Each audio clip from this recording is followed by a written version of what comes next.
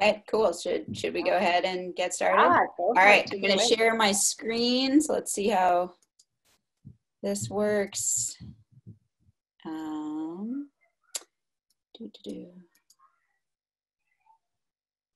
Okay, I'm apologizing if you hear my kids going crazy in the background. It's why I'm in my basement.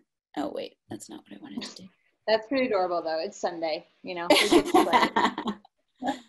Okay, this is what I wanted to do. All right, so thanks so much for signing up, guys. Although this is sponsored by Gnarly, I'm not really here to talk about Gnarly products.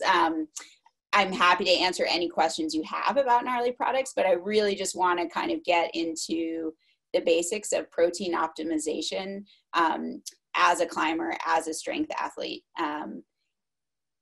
And really what protein is important for beyond what we commonly associate it with, which is building muscle, is so many things that are of importance as an athlete. You know, things like bones and cartilage, which is important for joint stability. You know, skin and hair, maybe not so much, but blood, which is important for nutrient delivery to working muscles, enzymes and hormones. And dietary protein intake is really critical as an athlete for not just your recovery from training, but also how you adapt to that training. So you can think of training as the stimulus that your muscles adapt to. And your protein intake is kind of critical in how well that adaptation occurs. So today we're going to talk about basics of protein structure, and that's really to give you a baseline for measuring and determining protein quality in your own diet. I'm also going to talk about recommended intake and how this might change if you're a plant-based athlete.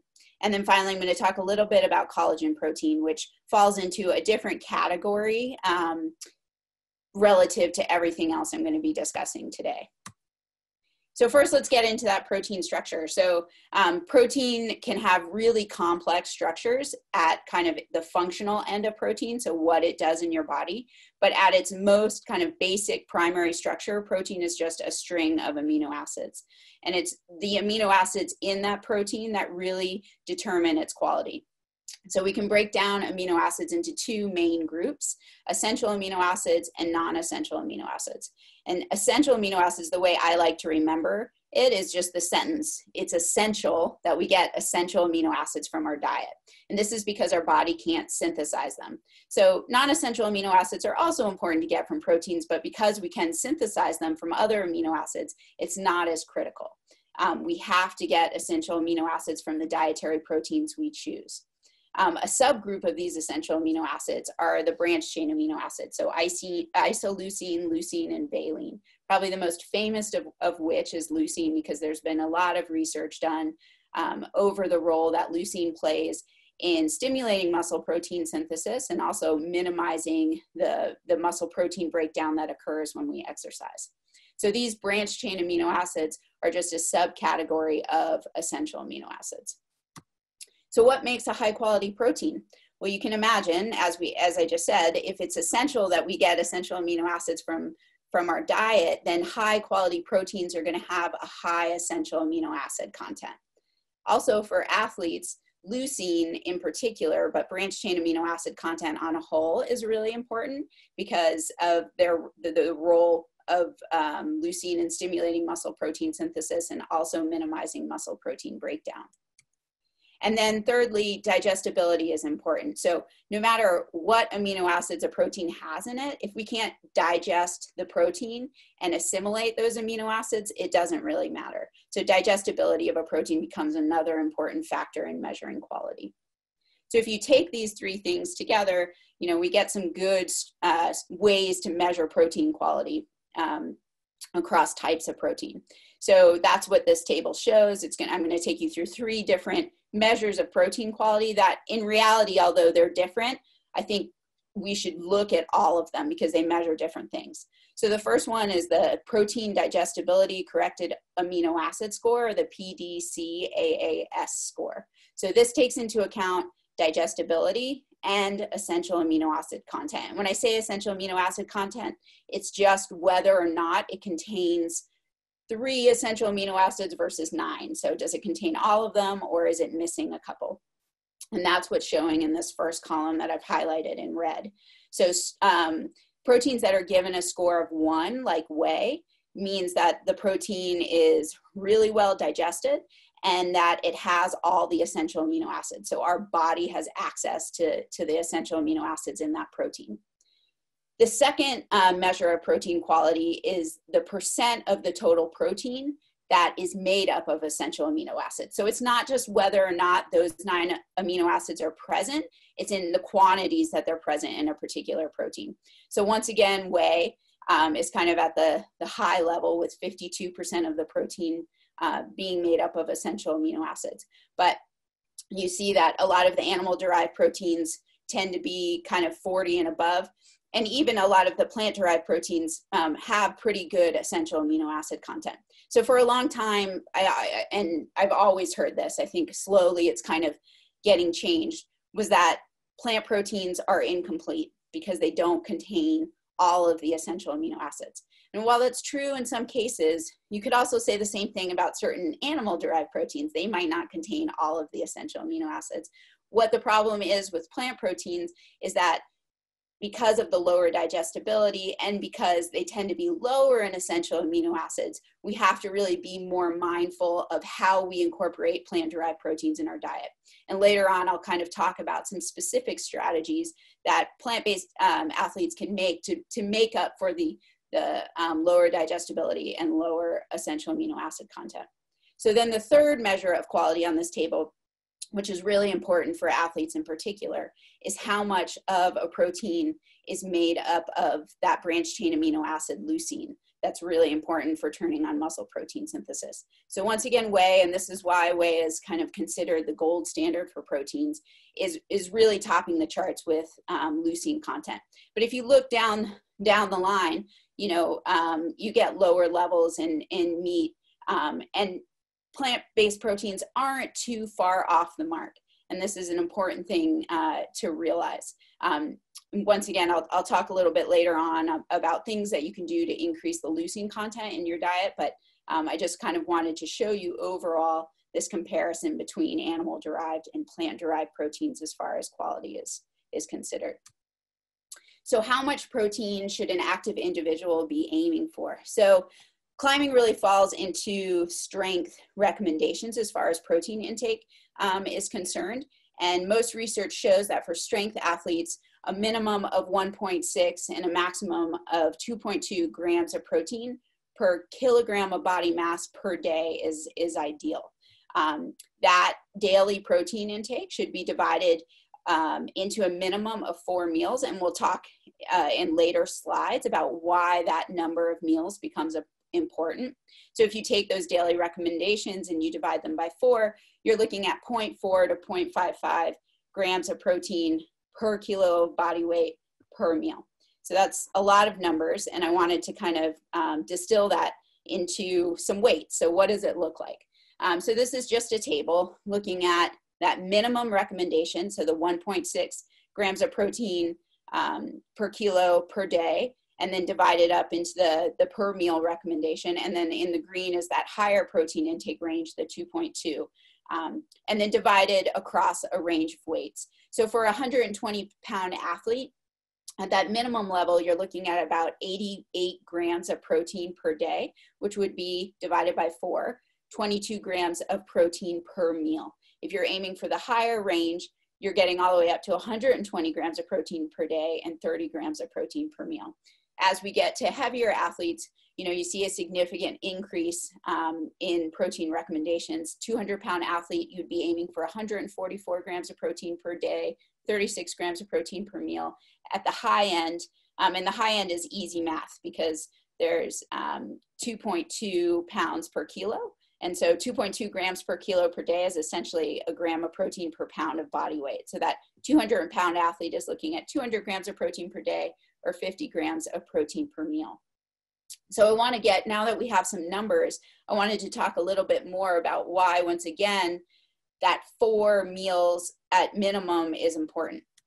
So to kind of explain this, I have these graphs, which are not based on any data. I'm going to show you a study that kind of supports this theory in a few slides, but I just kind of wanted to explain in a very basic way why this is important. So on the x-axis, we have time and a 12-hour eating cycle. So from 7 a.m. to 7 p.m.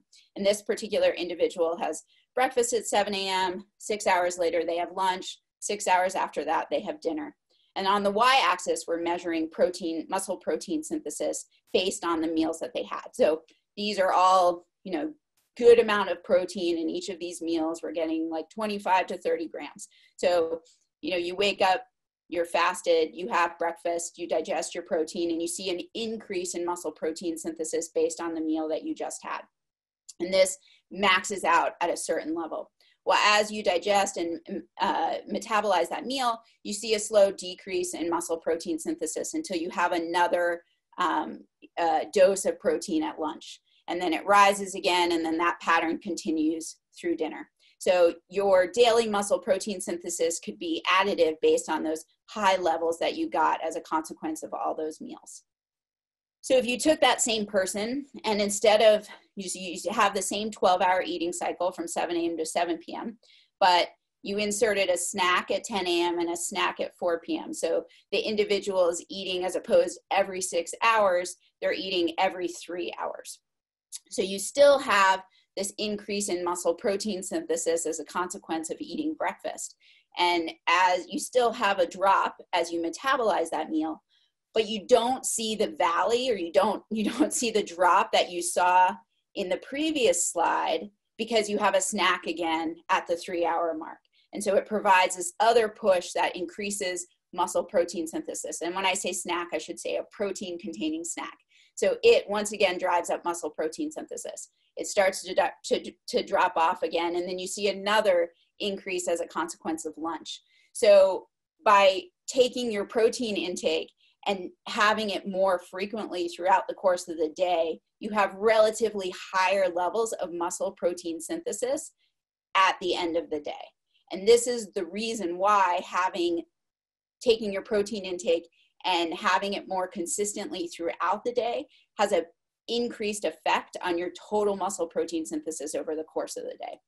And there's this really elegant study done in 2013. There have been more studies supporting this, but I just like the way this one was set up, illustrating this.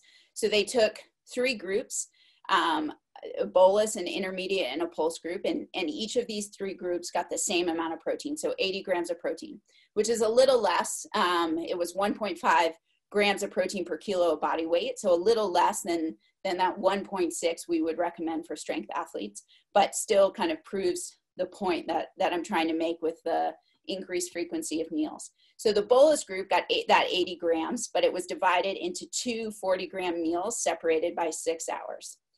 The intermediate's 80 grams of protein was divided into 4 meals of 20 grams that were each separated by 3 hours. And the pulse group got 8 meals, if you want to call it that, of 10 grams separated by an hour and a half. So they all had 80 grams of protein. They all had the same total daily amount of protein. It's just how it was divided up, the amount of protein and the space in between meals. And what they showed was that the intermediate group had the highest level of muscle protein synthesis. So a couple things to know here is that, one, the reason why they had a high, you might think, well, the bolus group had more total protein in a sitting, but they also experienced that valley or that complete drop until they got another dose of protein. Whereas the intermediate group had more consistently high muscle protein synthesis because of the small spacing. But then why did the intermediate group have higher levels of muscle protein synthesis than the pulse group? Because it's not just that spacing that counts, it's also the amount of protein you have at a particular snack or meal. 10 grams isn't quite enough to get you to that max muscle protein synthesis that you would get at 20 grams.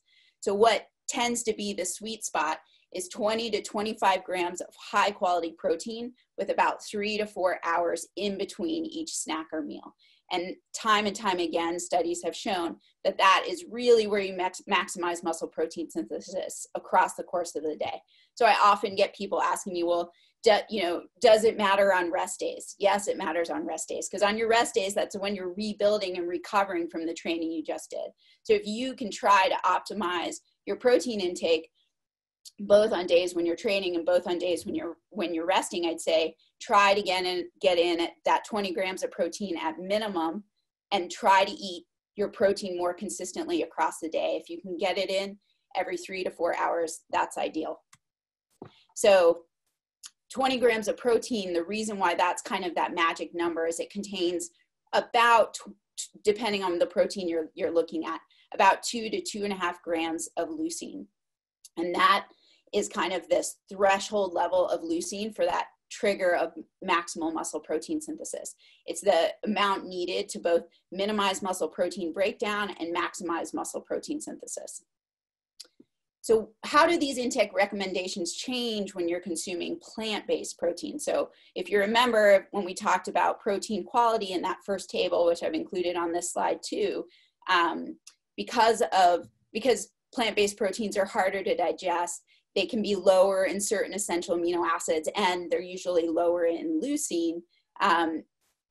That 20 grams of protein that I just recommended, if it's plant-based, might not get you where you need to be. So this is where kind of being more mindful and creative and really having a strategy around plant-derived protein becomes important. So there are a couple things or a few things that I recommend. So one, eating more total protein at a single sitting. So instead of that 20 to 25 grams of protein at a meal or snack, you might want to aim for 30 to 35 grams of protein. That will get you kind of more total essential amino acids and more total leucine, and will make up for lower digestibility. Strategically combining complementary proteins. So this may not help with your leucine intake, but what it will help is balance out those essential amino acids. So the kind of typical example of this is combining a grain with a legume like rice and beans. So grains, particularly rice, tend to be lower in lysine content, and beans are really high in lysine. So you're taking one protein that's low in an essential amino acid and combining it with a protein that's high in it, so it balances things out. And then supplementing with branched chain amino acids is another way that you can, really help increase that leucine. So typically I recommend that people try to do all three of these. You might not do all three of these at a particular meal, but you might focus on eating more protein at a single sitting, strategically combining your proteins, and then you might use BCAAs ahead of training to really try to balance out your total leucine intake for the day. So just to kind of drive this message home, I wanted to show you some examples of the serving sizes of different proteins that would be necessary to get this 2 to 2.5 grams of leucine. And even for some animal-derived proteins, it can be a lot of food. So whey protein is pretty reasonable, 23 grams. That's your typical, most protein concentrates or protein isolates that you find in whey protein shakes tend to be 20 to 25 grams. So that's about what you would need. But even casein protein is a serving size of 35 grams, 3.5 cups of milk. There's no, that's a lot of milk to have in a sitting. Greek yogurt and cottage cheese are a little bit more reasonable. So a cup to a cup and a quarter. And then when you get into your meats, 4 ounces of chicken or red meat, 3/4 of a can of tuna, those are much more reasonable servings. But even eggs, 4 to 5 eggs is a lot to have in one breakfast. So if we look at plant-derived proteins, this is where you see the serving size really go up. So things like black beans and lentils, we're looking at a serving size of about 2 cups. Tofu, 2.5 cups. Even plant-derived proteins have really, high serving size to get that leucine up, unless you're getting leucine from another source. 1.5 cups of peanut butter, it's a significant amount of peanut butter. So just really trying to show you it is more difficult, and you have to be a little bit more on it with your protein if you're a plant-derived athlete. Does not mean that you cannot do it, but you just really have to be more mindful of the proteins you're choosing and how you're eating them throughout the day. So I you know, Gnarly sells BCAA supplements for sure. So I don't want you to take this as a bias, but this is really where branched chain amino acid supplements can be helpful. Because if you look at some of those serving size, it's a tremendous amount of food. And so by taking in either a leucine supplement, a standalone leucine supplement, or a branched chain amino acid supplement that contains leucine, isoleucine, and valine, it's really an easy way to get up that amino acid, and it's going to have a significant impact on your body's ability to recover from hard training days and turn around and perform again on the next day. So this becomes important in vegetarian and vegan athletes. I think I've just made the case for that. But beyond that, can be helpful for athletes that even consume animal-derived protein. So anybody that's doing fasted training that hasn't had protein in a previous meal. So if you train first thing in the morning, BCAAs can really help. Aging athletes, because of hormonal changes, maintaining and building new muscle is harder. So BCAAs can be helpful for that. Athletes that are consuming suboptimal protein. And so if your lifestyle or schedule, it's just hard for you to get in that 1.6 grams per kilo we talked about. And it's hard for you to spread it out over 4 meals because of how your day is divided up, then BCAAs can be helpful. And then even for someone, you know, who's on it in every other sense, but if you haven't had protein in the last 3 to 4 hours, having BCAAs can really get the benefit of a protein meal without having a huge meal. And I have a lot of athletes that I work with that just like to feel a little bit lighter when they're climbing. And so they'll opt for BCAAs as opposed to a whole protein. So let's talk a little bit about how all of the information I've given you would look over the course of a day. So I'm going to use an example of a 120-pound climber. So based on the recommendations that we went over earlier, at the low end, that minimum, which was 1.6 grams of protein per kilo of body weight, that would be 80 grams of protein per day about. And at the high end, that's actually, I think it was 88, so it might be a little bit low. At the high end, it would be 120 grams of protein per day. So if we spread that out over 4 meals, that would be about 20 to 30 grams of protein per meal. And I want to remind you that this is for someone that's consuming animal-derived protein. If this was a plant-based athlete, the protein intake should be higher, and I would recommend BCAA use. So as opposed to 20 to 30 grams of protein per meal, you might be looking at 30 to 40 grams of protein per meal. So we're going to look once again at a 12-hour eating window from 8 a.m. to 8 p.m. And we're having protein every 3 to 4 hours. So a breakfast with 20 to 30 grams of protein could be from eggs, could be from the Greek yogurt or cottage cheese, which we just kind of showed were really good sources. Could be a combination of those things. You know, even whole grain bread has a good source of protein in it. Doesn't have to be from one particular source, can be a variety of whole foods. 4 hours later, we're going to have lunch, another 20 to 30 gram protein serving. So if we're planning on climbing at 5 p.m., right, that's a 5-hour gap. Not too bad, but really to optimize protein intake for this individual, we'd want to have a snack at 3 to 4 p.m. and aim for that 20 to 30 grams. If it's at 4 p.m., I'd probably say on the lower end, maybe 15 to 20 grams, just so you have enough time to digest before you climb. But if you're eating 2 hours in advance, you should be okay with a good size snack. And depending on whether or not you have that, this is when branched chain amino acid use becomes optional. So if you do get that 20 to 30 grams of protein in and you do consume animal-derived protein, then BCAAs might not be necessary for you because you're getting those branched chain amino acids from the protein you just had. But if you skip the snack or you weren't able to get in as much protein as you needed, or you're a plant-based athlete, this is when BCAAs become critical. And they're really going to help you minimize muscle protein breakdown while you're training, which helps with recovery after. So let's say you climb for two hours. Ideally, you will have that second protein dose along with good source of carbohydrates in the 1 hour after you've finished.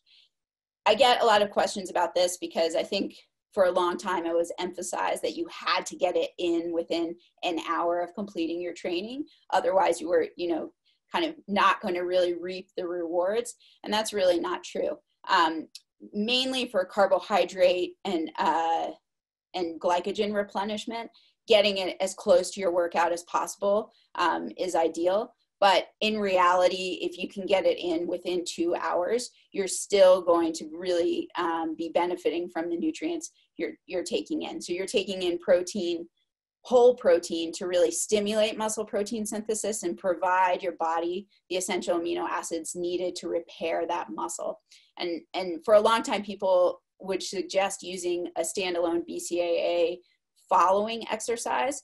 But BCAAs can be thought of kind of as the light switch for muscle protein synthesis. They don't really provide the electricity. So you really need all of the essential amino acids to turn the light on. And that's why whole protein is better post-workout than BCAAs alone. So BCAAs before training, whole protein from whole foods, or if you don't have time, from a protein shake after training. And sandwiching your training between those two things is really going to optimize recovery and adaptation to the work that you've just done. Okay, so I wanted to talk briefly on collagen protein, because for me, collagen protein falls into a different class. For a long time, collagen protein was kind of considered a low quality protein because it's really low in essential amino acids.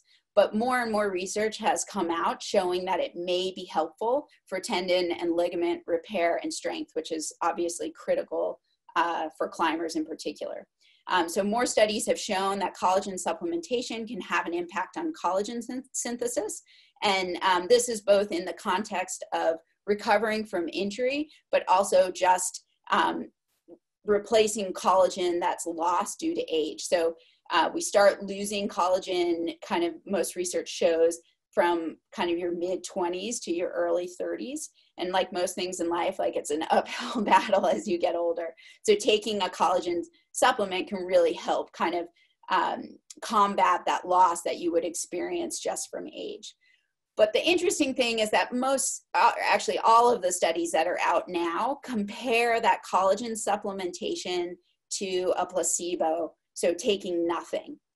And that's why for a long time I was a little skeptical, because ideally you would also compare the collagen protein to a high quality protein, maybe something like whey, to see if the benefit was that much greater. And supposedly that study is in the works, but we'll have to wait and see what comes out with that, because there have been studies also showing that whey protein stimulates collagen synthesis. So that's something that we're kind of waiting for. But the take-home message kind of with collagen protein is, because it's low in essential amino acids, you should not replace the high quality protein intake in your diet with collagen protein. So it's low in essential amino acids and it's low in leucine. Does this mean you shouldn't take collagen? No. I definitely recommend adding it to your diet, but where it should be added is as a pre-workout, because what you want is the amino acids in collagen delivered to the joints that you're using while you're training. And joints usually don't get really great blood flow.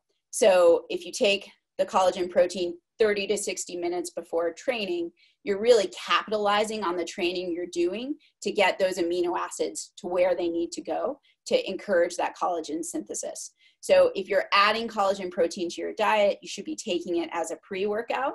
And then you should be following up your training with that high quality protein that's rich in essential amino acids and branched chain amino acids that's really going to be turning on muscle protein synthesis. And that's, the ideal way to do it. So some of you might be thinking, well, she just told me I should take BCAAs as a pre-workout. Most collagen proteins are unflavored. You can find a lot of unflavored collagen proteins out there. And I would just go ahead and add them to your BCAAs. Or, you could take them, if you're not taking BCAAs, just take them as a pre-workout or in something that you like to take before you train.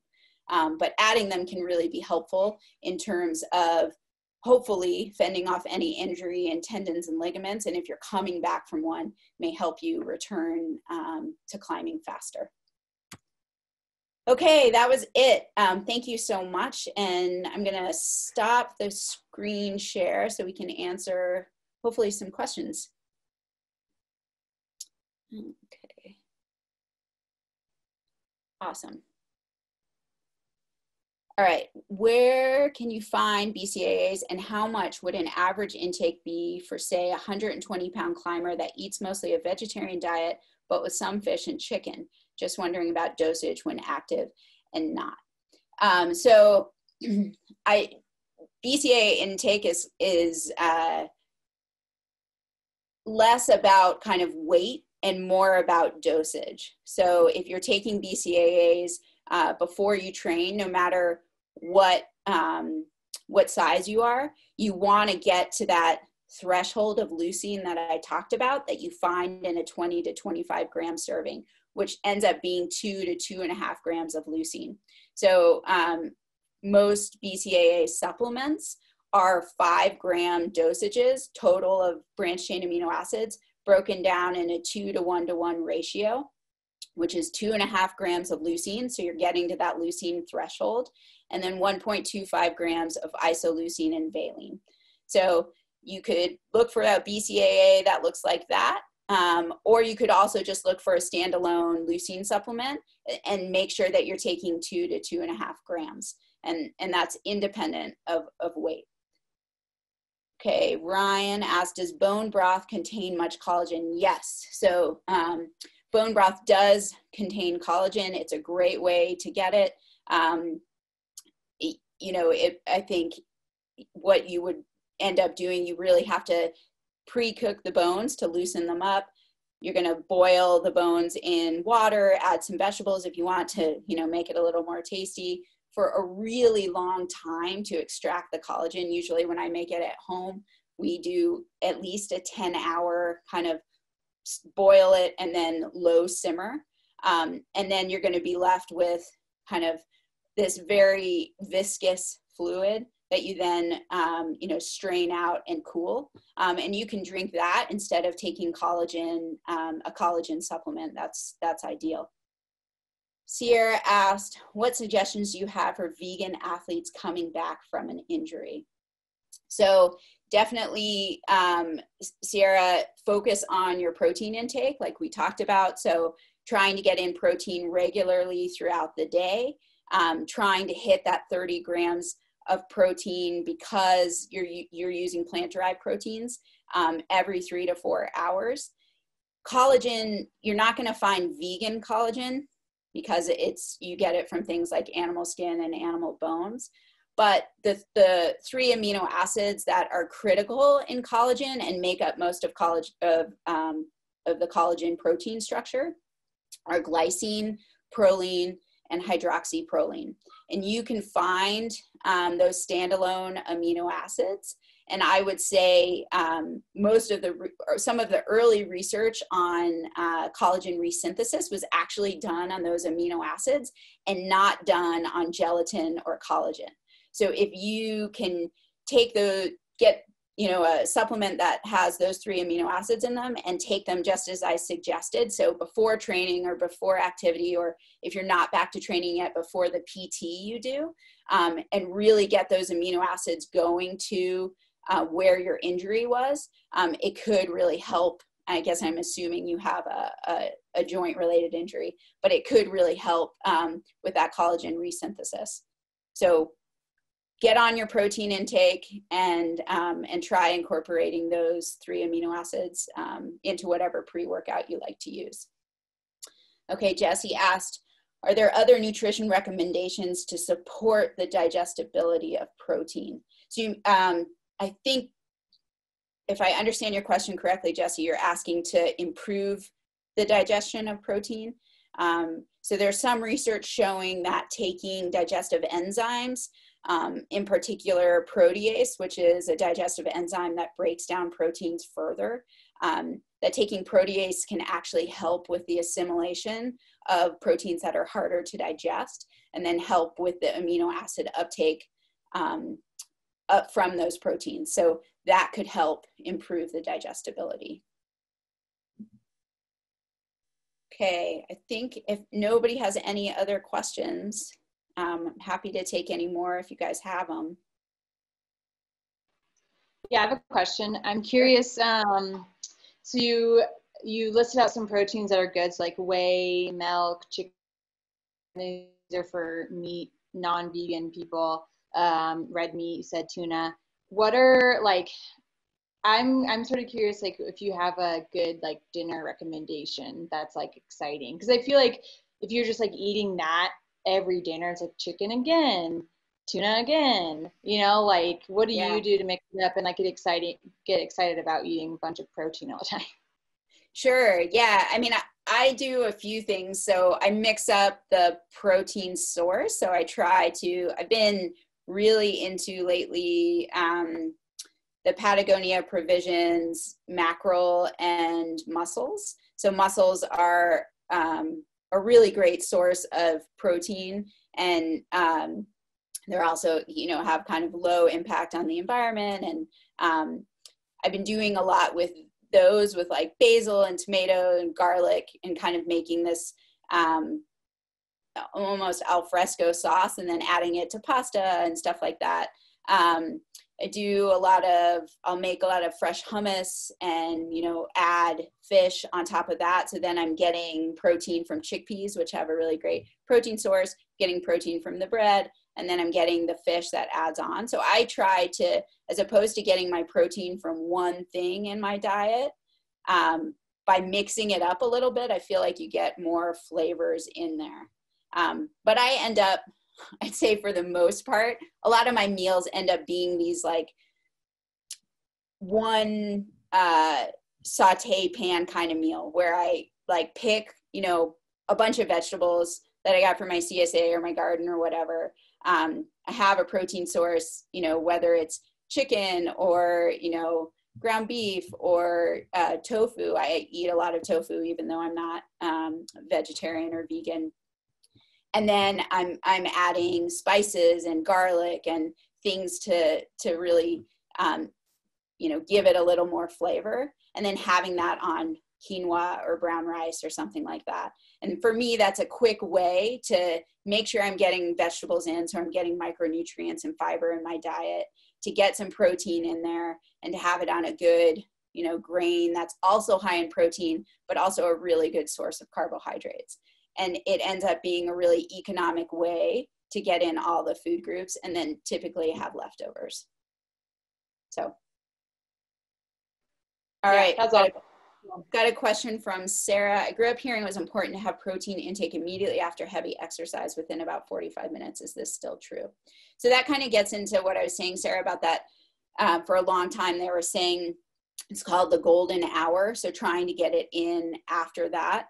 I'd say if you can, within an hour, 60 to 90 minutes, it's ideal, because there is, thought to be this increased absorption at that time when your body really needs it. And so you're more likely to use the amino acids and kickstart muscle protein synthesis. But the more and more studies I've seen, it's not that the opportunity is lost if you miss that window.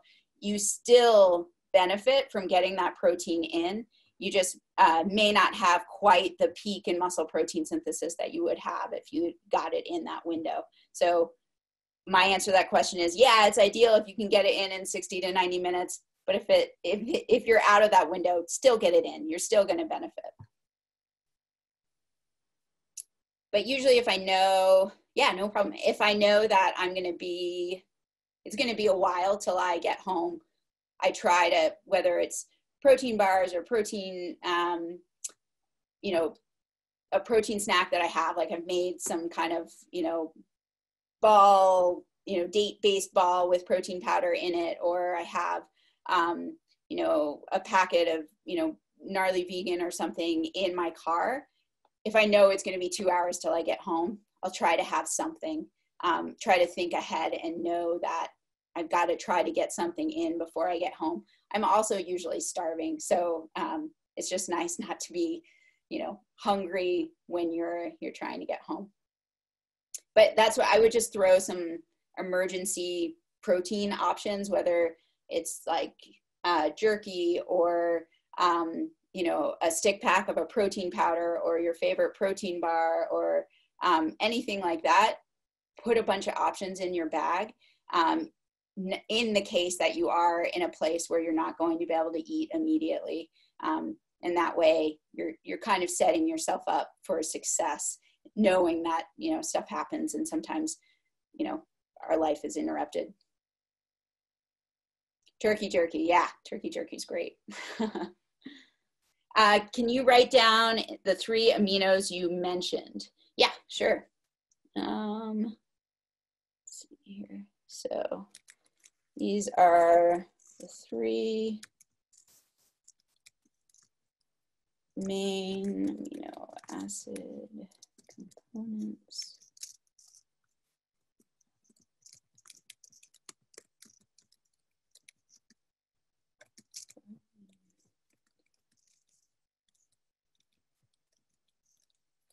And then, Sierra, I wrote it down that way so you wouldn't confuse it with the BCAAs are leucine, isoleucine, and valine. And I'd say those are also important, even if you're maximizing your protein intake as a plant-derived athlete or plant-based athlete, supplementing with those, particularly leucine, if you're coming back from an injury, is probably going to be pretty critical. All right. Cool. Yeah. There are no more questions. I think we're good. That was super informative. I like jotted down a bunch of notes. So cool. Excited that you're able to do that. Yeah, and if anybody thinks of a question later on, if you're looking for products and you know, see something you don't recognize or have a question about what to use, or see something that, you know, you don't understand, you can feel free to email me, Shannon@gonarly.com. I'm always happy to answer questions. Doesn't have to be about gnarly products, like just about nutrition in general. One of the things that's kind of most important to us as a brand is education, and really making sure people have the knowledge they need to make decisions that, you know, fit with their lifestyle. So always happy to help with that. For sure. Awesome. Thank you, Shannon. Yeah, no problem. Thanks, guys. Thanks for all the questions and for taking the time to listen. I appreciate it. Yeah. Okay. Yeah, of course. Have a good rest of your day. Hey, you guys too. Take care. Bye.